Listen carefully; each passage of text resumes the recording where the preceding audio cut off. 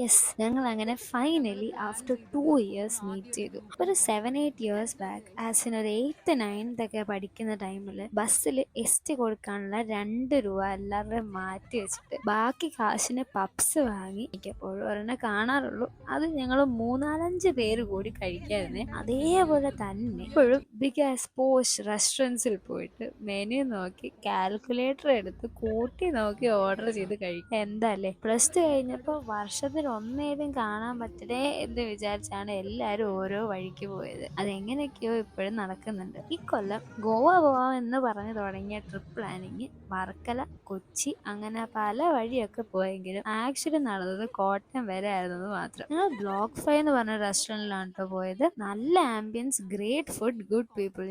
കോട്ടയത്തൊക്കെ ഈ ഒരു വൈബുള്ള റെസ്റ്റോറൻറ്റ്സ് ഒക്കെ ഉണ്ടെന്നുള്ളത് എനിക്ക് അറിയില്ലായിരുന്നു. എന്തായാലും 2 കൊല്ലത്തെ കഥകൾ മൊത്തം പറഞ്ഞു തീർന്നു. ആവശ്യത്തിൽ കൂടുതൽ ഫോട്ടോസും വീഡിയോസും എടുത്ത് തിരിച്ചെത്തിയപ്പോൾ സർപ്രൈസ് ആയിട്ട് എൻ്റെ പിതാജി കേക്ക് ഒക്കെ വാങ്ങി വെച്ചിട്ടുണ്ടായിരുന്നു കേട്ടോ. പിന്നെ അതൊക്കെ കട്ട് ചെയ്ത് ഹാപ്പിയായി. പിന്നെ ഇത്രയും നാൾക്ക് ശേഷം കണ്ടതല്ലേ, കലാപരിപാടികൾ ഇല്ലാതെ എങ്ങനെയാ?